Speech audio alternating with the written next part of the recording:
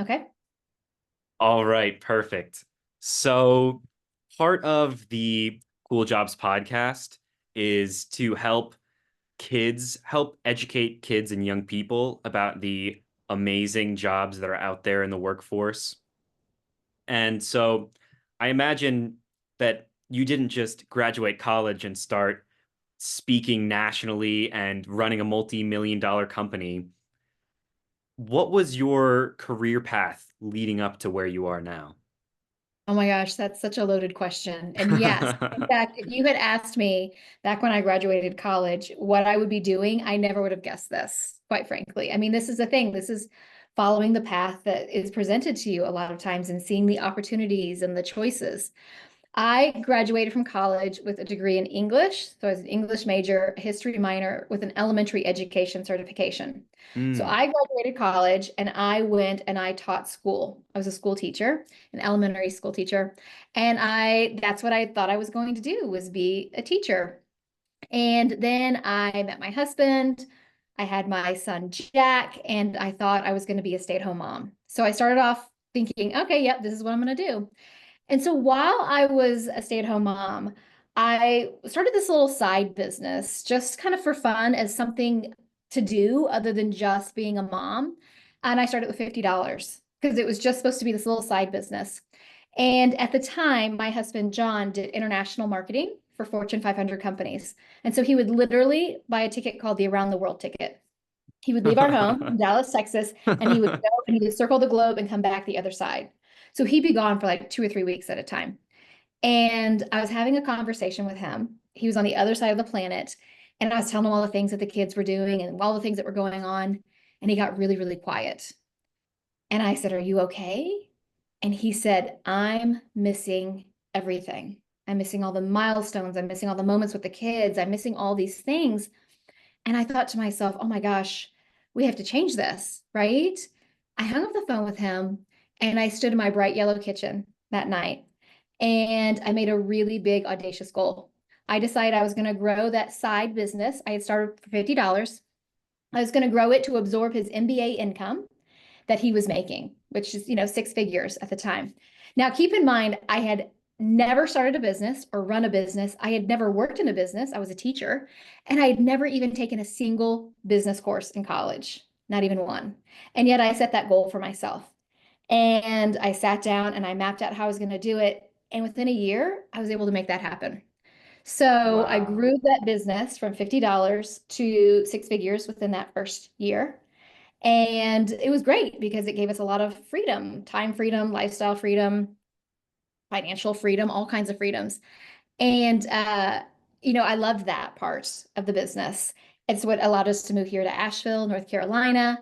And when I was here, after about a year, I decided I wanted to change businesses. Like I loved my husband, I loved working with him, but I didn't love what we were doing.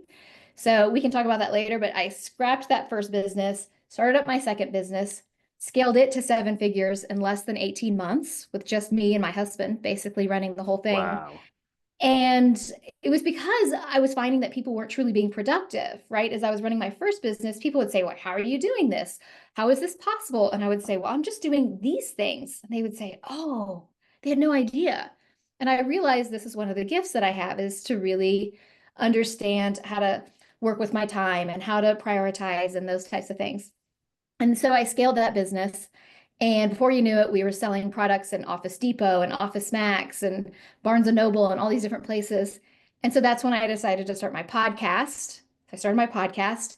And about 8 months after I started my podcast, I had publishers reaching out to me asking me to write books. And so then I start writing books. And then, it's Wow. just how one thing leads to the next. And so, yeah, it's kind of a long answer. But I think that's how life works, right? Like these opportunities are presented to us and they may not Mm. be what we thought we were going to do, but I'm so glad I'm here doing what I get to do. Yeah, wow, that's fascinating. That's fascinating. The determination and the I'm just the determination to turn that $50 side business into a $1 million business and then to do it all again Mhm. is really inspiring. Were Thank there you. any what was the education was there any education that you needed to start that path, to start Yeah, that first business from that side project? that's a good question. And I think this is the thing. People can get really caught up in like, I have to get this training or I have to do these things. I think the thing with me is I ask a lot of questions. I mean, when my kids have friends come over, like the first thing they say before they walk in the doors, my mom's going to ask a lot of questions, so just be prepared. Because I do. I'm fascinated by people and I'm fascinated by things. And I'm not afraid to look dumb. I'm not afraid to say, wait, how do you do that? Or wait, what did you do here? Or what is this? I think a lot of people live in fear of how other people are going to think of them if they don't know what they're doing. And the truth is, nobody knows what they're doing. We're all just trying to figure it out.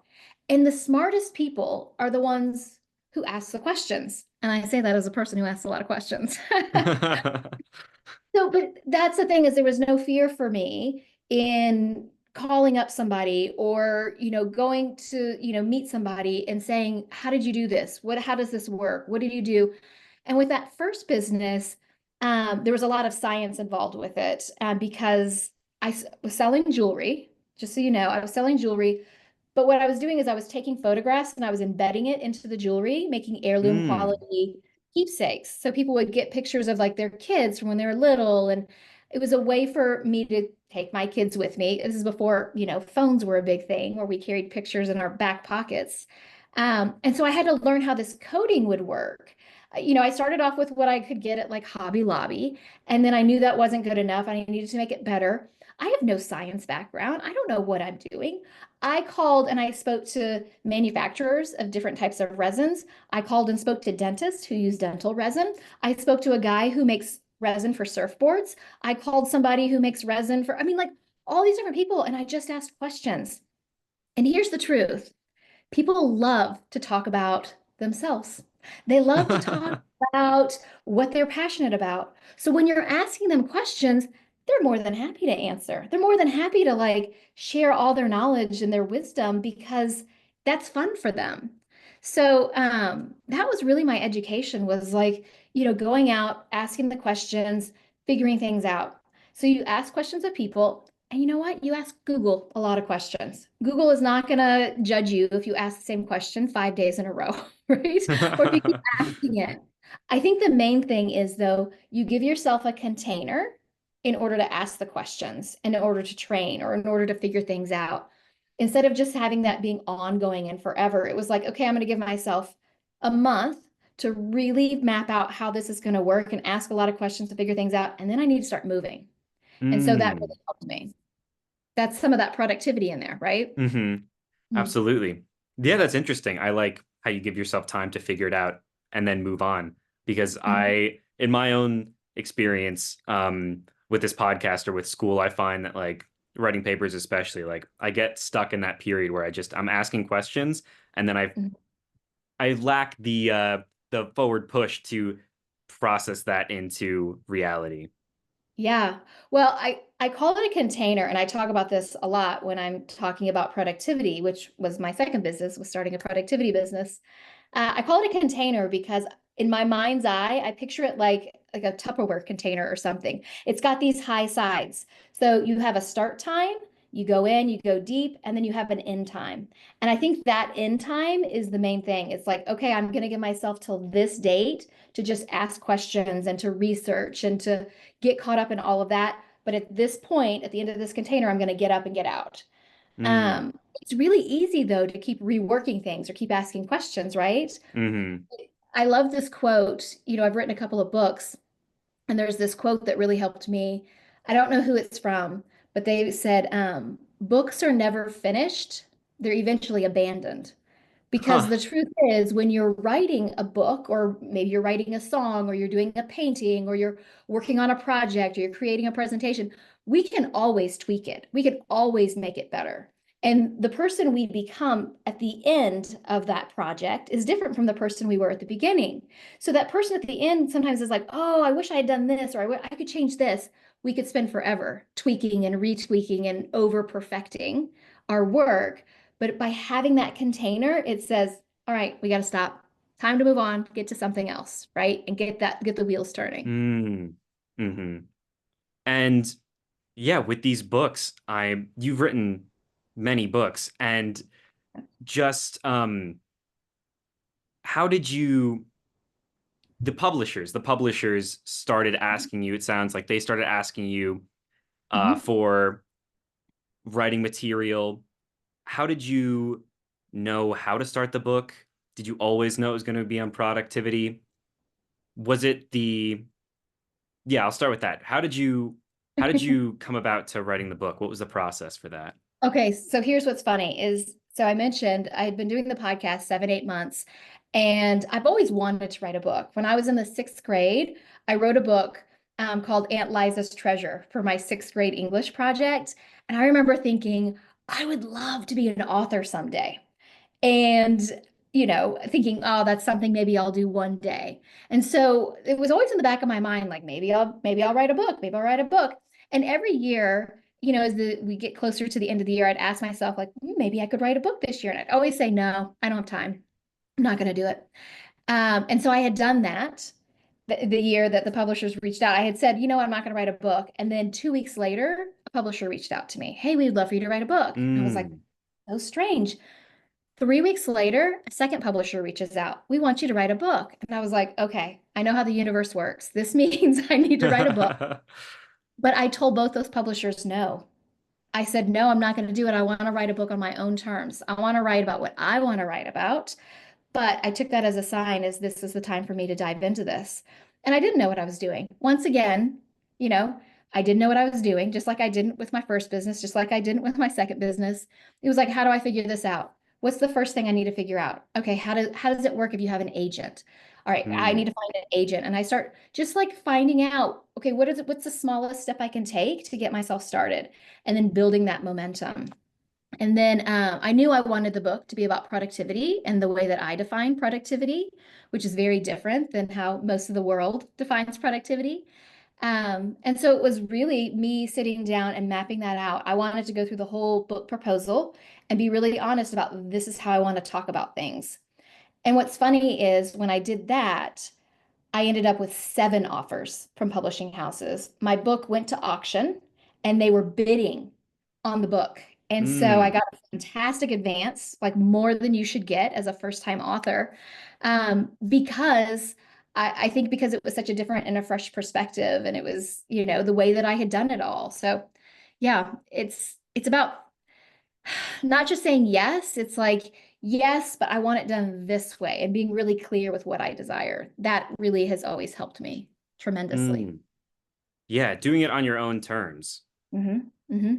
What advice would you have for someone who's looking to do entrepreneurial, to build their own business, but is too afraid by all the hurdles?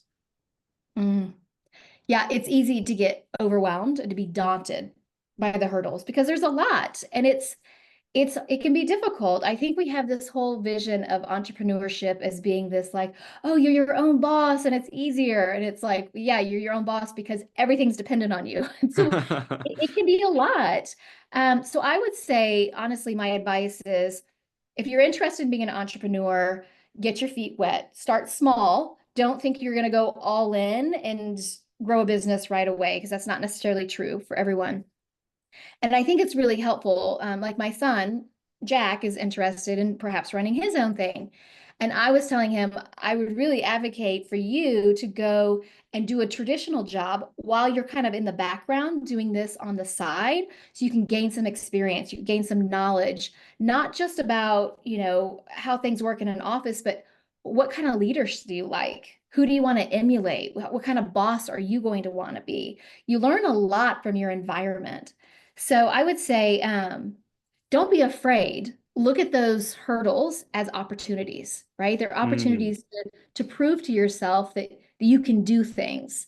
I think anything worth doing is a challenge, right? And we can Mm. look at it as something that scares us, or we can feel that emotion in our bodies and recognize that fear and excitement are exactly the same. So reframing it and saying, I'm really excited about it. Yeah, my palms are sweaty and my stomach hurts a little bit, but that's the same way I feel at the top of a roller coaster, right? That excitement of what's to come. So that's what I would say. Don't be afraid. Ask a lot of questions, try and start small. You don't have to have a multi-million dollar business to start.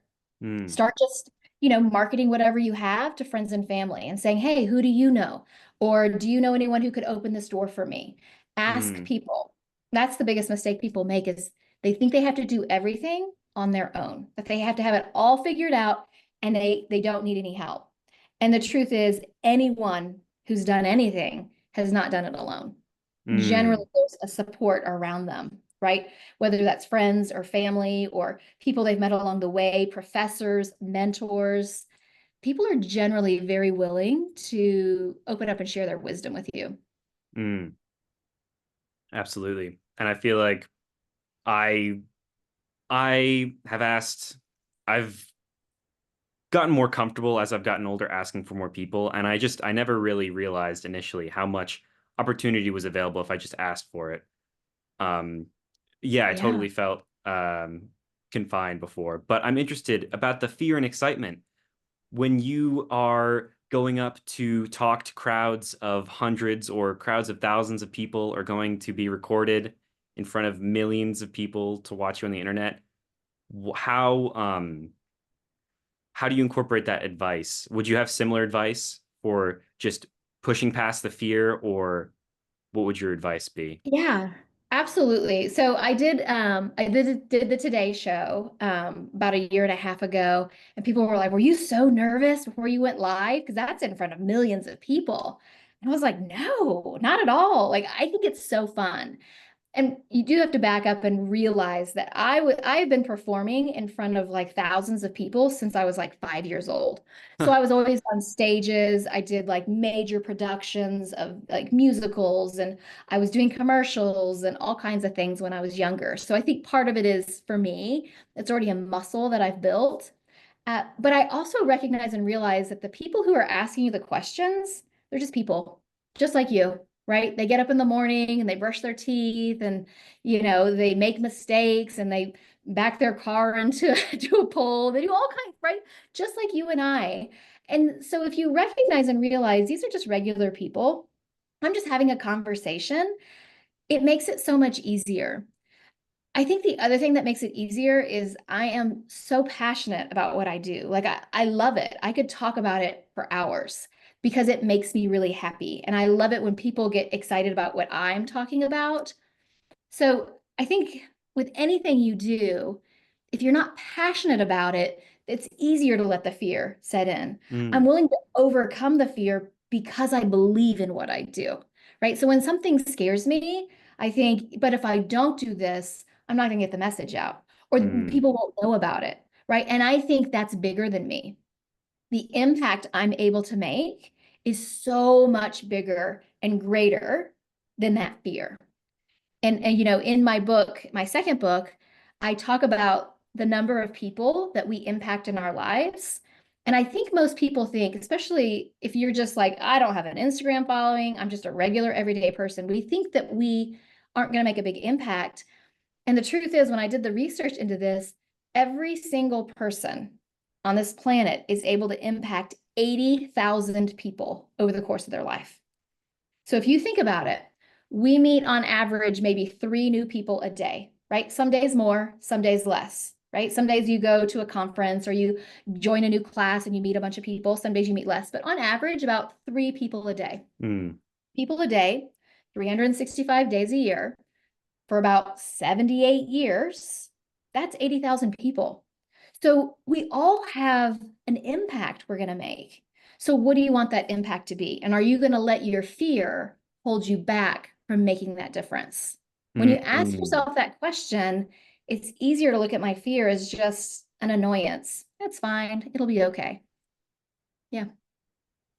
Are there any tips and reminders that you have that you say to yourself when you forget those wise words?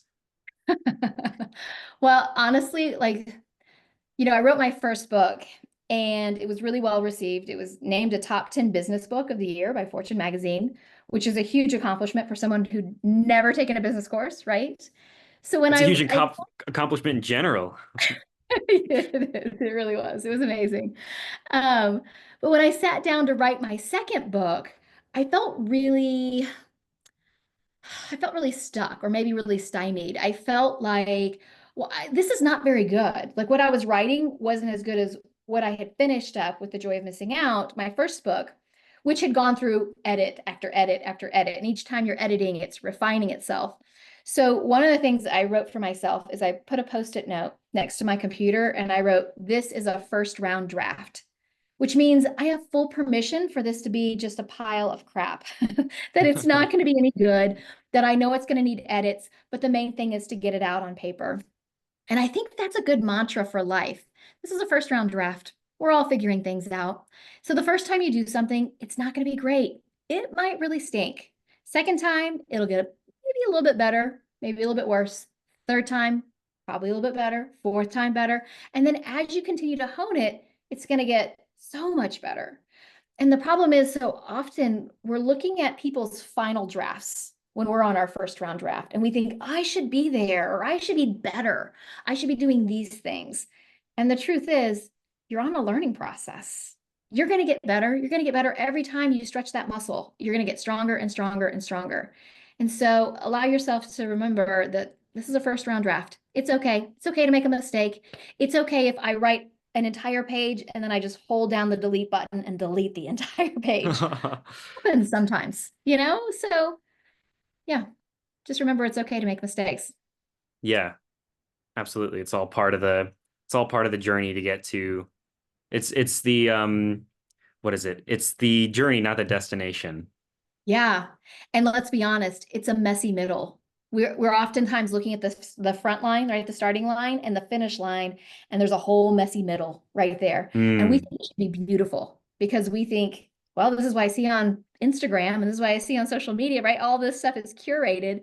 But the middle is messy, and it's messy for everybody. I mean, if you think about anyone who's accomplished anything, I mean, Steve Jobs fired from his own company, right?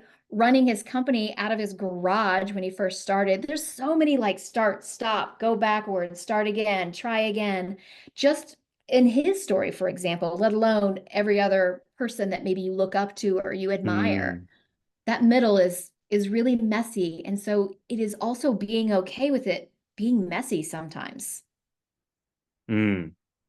And just pushing through it, just keep on Yeah. going to Yeah, you have to ask yourself the question, do I like what I'm doing? mm, Do I like where I am? Do I like where I'm going? I ask that question. I stop every quarter and I do a little like reflection activity for myself. This is part of my goals and how I, move through life. But I set it on my calendar and I spend a half day at the end of each quarter. So, end of March, I'll sit down and I'll just do a little assessment and think about, all right, what's been going on for the last 3 months? Do I like this stuff? Is this making me happy? Am I happy? How do I feel? And then if I stay on this path, do I like where this path is taking me? Am I good with this trajectory? Sometimes I am, and I'm like, yeah, let's keep doing this. And sometimes I'm like, you know what? I'm really not. And that means it's time to change. Now, that mm, change might be immediate, or it might take me a couple of months to get to that change, but I know it's going to happen. So, stopping and doing a check in, and a lot of it you can feel actually within your body, right? Our body tells us amazing things.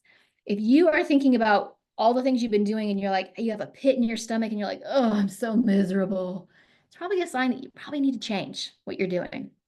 We're never stuck. I think we think that the opposite of stuck is like this amazing success. The opposite of stuck is action. Taking an action. One small action gets you unstuck. So if you feel stuck, like, oh, I'm not really happy with what I'm doing, all you need to do is take a little action. Small action, doesn't have to be big, but take some action to start shifting that. And so doing these regular check-ins for me, that has really allowed me to design my path. Do I like where I am? Do I like where I'm going? No, I'm going to change. Okay, I'm going to shift it. And the change might be dramatic. Sometimes it's a U-turn. Sometimes it's a left turn. Sometimes it's just a little bit to the right or to the left, and it's just a little shifting of that path. So checking in regularly, I think is really, really powerful. I think there's no more important activity that we can do other than reflection, just taking time to reflect. mm. Yeah, Amazing insight. I feel like especially um in my experience in school, it's just go, go, go, go, go. And you're so focused on the end Hmm. goal that I know in my experience, I hardly ever like peek my head up and check out if I like where I'm actually headed to. Yeah. In your, and I digress a little bit, in your day-to-day work, running your all your businesses, your podcast, your scheduling, your consultant program, and your speaking events. What does the average day for Tanya Dalton look like? Mm.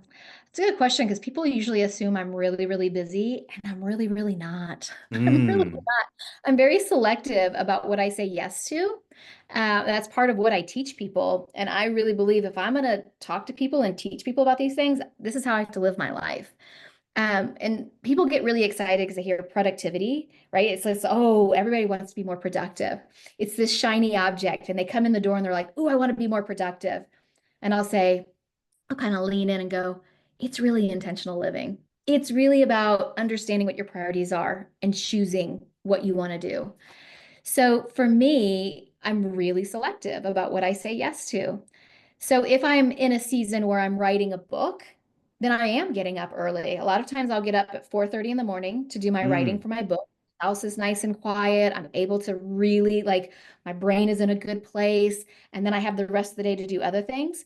So if I'm writing my books, I'll get up at like 4:30.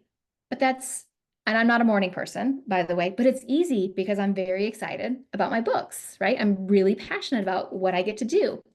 Otherwise, I'm getting up in the morning. I generally take my time. It's a nice slow morning. When my kids were younger, wasn't quite as slow because there was a lot of getting out the door.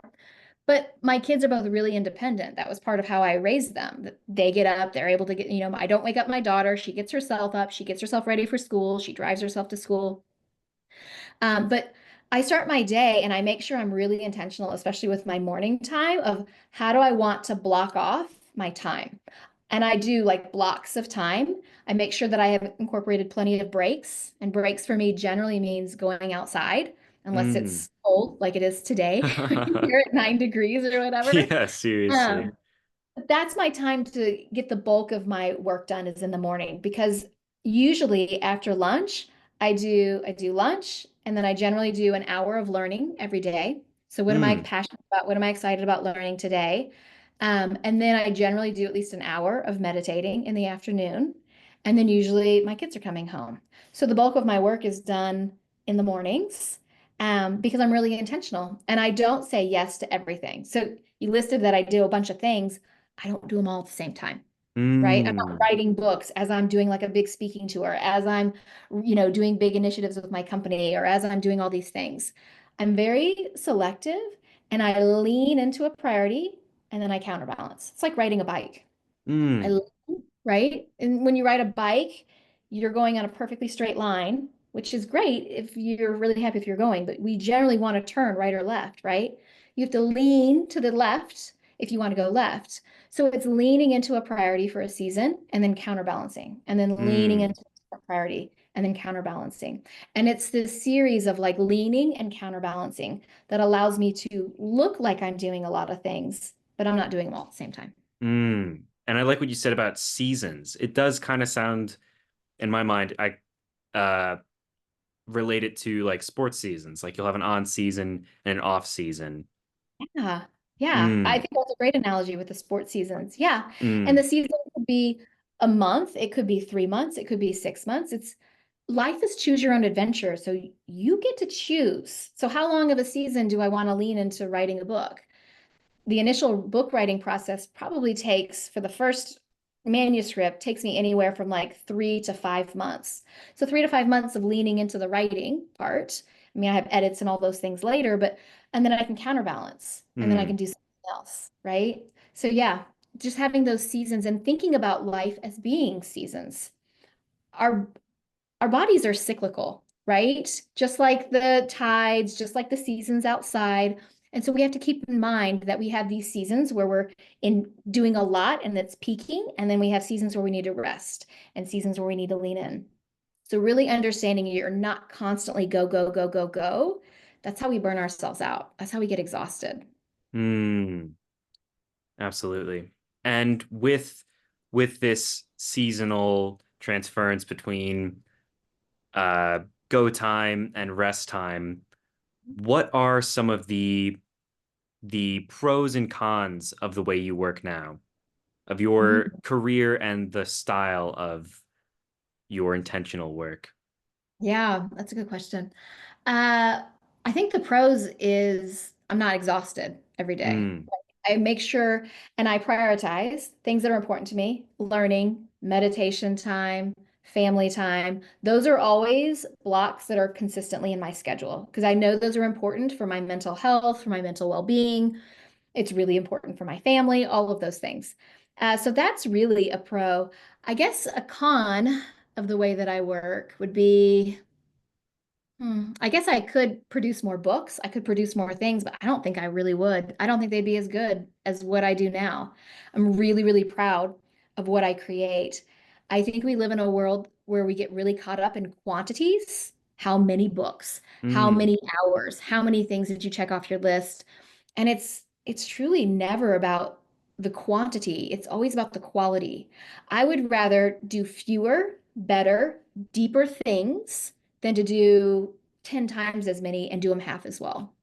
I'm mm, always interested in going deep, whether I'm talking about my work or my relationships, my friends, all of those things. I'd rather go deep and get to really who I am authentically and what I desire and what I want out of these things. What do I want out of these relationships? What do I want out of what I'm doing for work? I think so often we think about work and we think of it as this goal, right? This goal that we're working towards. And I often say goals are not the goal. Goals are the vehicle for the life we really want. So, what does that life look like? Work is the vehicle for getting you to that life. So, work needs to be not the end goal, it's how I get there. At the end of, mm, end of my life, where do I want to be? When I'm 60 years old, when I'm 70 years old, where do I want to be? And then how do I make work so that works for me getting to that versus being so focused on what's my revenue, how many products am I selling, how many books have I pushed, how many, all those things. mm.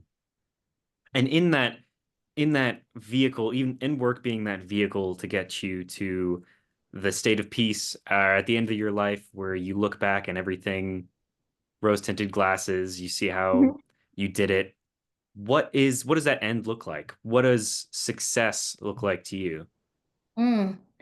For me, success looks like, first of all, from a health standpoint, that I'm flexible and I'm strong and I'm able to move my body, which is why I have certain goals that I do now, right? Where I go to Pilates, I go for walks, I'm outside, I do stretches. I don't worry about like heavy, big muscles and working out that way.